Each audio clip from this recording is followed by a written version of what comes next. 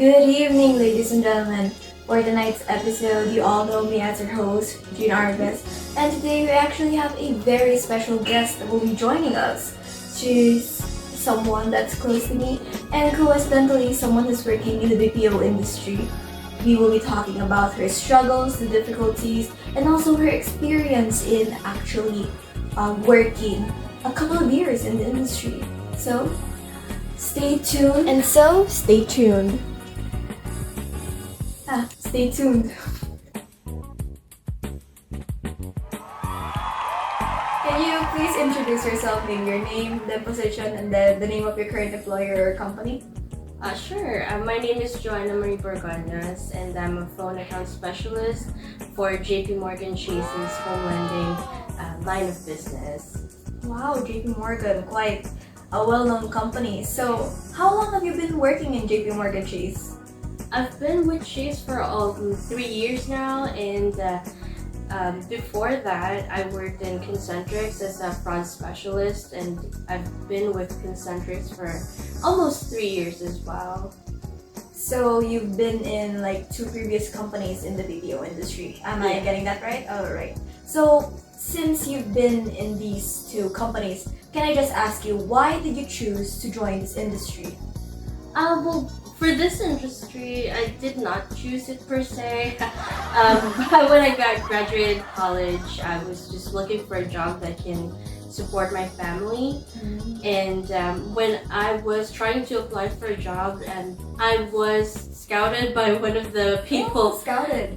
Yeah, in Makati, and there's a lot of people there that's asking, "Are you looking for a job?" And being the naive person, the provinciana that I am, I went with them, and then that's how I got the job in Concentrix that time. That's quite That's quite interesting. So, let me just ask, do you have any plans to leave the BPO industry, since you just said that you just sort of got into this industry like accidentally, sort of?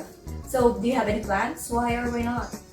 For now, I do not have any plans since, being at a company like JP Morgan Chase, there's a lot of good benefits, and I'm working in with an employer that's very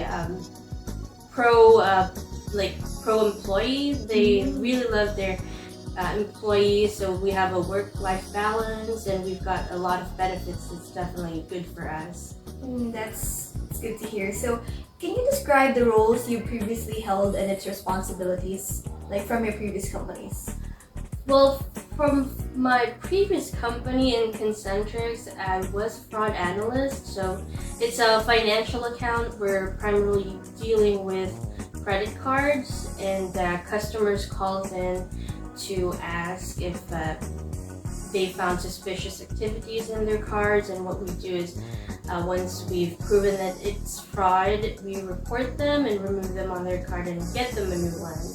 Okay, so now that you explained your roles and what you do, what you previously do, how do you handle customer complaints or, for example, difficult situations? For customers that definitely irate, what we usually do is we let them vent or rant, and provide what their feedbacks are, their complaints are, and just let them vent out on air out what they need to air out. Yeah, like show empathy, sort of. Yes, and that's where we do the empathy side on our end, apologize, and try to do our best on provide a resolution and provide them what they need. So let me just ask about your working setup, because your sister evidently mentioned your working setup is a bit different. Is it a hybrid, work from home, or is it a complete on-site setup? It's hybrid. So Mondays and Tuesdays I work from home, and the rest, like Wednesday to Fridays, I work at the office. Can I just add an additional question? Did you choose that, or is it like mandatory in the company? It's mandatory. Oh, that's like they chose that. Yeah. Oh, okay. Is there a reason? Do you know the reason? Not really. I think they just really hear the requests of the employees. It's quite nice. Yeah. So, I just repeated that. So, second to the last question, how do you see your company contributing to this community or this city? like here in we can just say like in Makati. Is JP Morgan based in Makati? in Taguig. Taguig. So So like in Taguig, I think I'm not really sure, but JP Morgan, we have like a community in somewhere in Rizal province where we like support that community. So there's a lot of programs that we do there, like livelihood programs, bread making, peanut butter making, and such. And we also are very active with donation drives, like blood donations. I'm not sure if it's twice a month but it's definitely very often. And also a lot of like donations when there's floods or typhoons. So we're very active with that. that's actually. So JP Morgan is quite active in Yeah. helping back the Filipino community. Final question. What would it take for a student like me to become as successful as you? I mean, you're working in JP Morgan, your second company, immediately such a high, well-known industry internationally. So how do I become like you? Well, for now, since you're still a student, it would be best to just study for now and do your best with your grades and everything. And once you're out there in the professional world, corporate world, just believe in yourself that you can pass the interviews, do a lot of reviews, and not sure what to say. But yeah, just believe in yourself that you can do.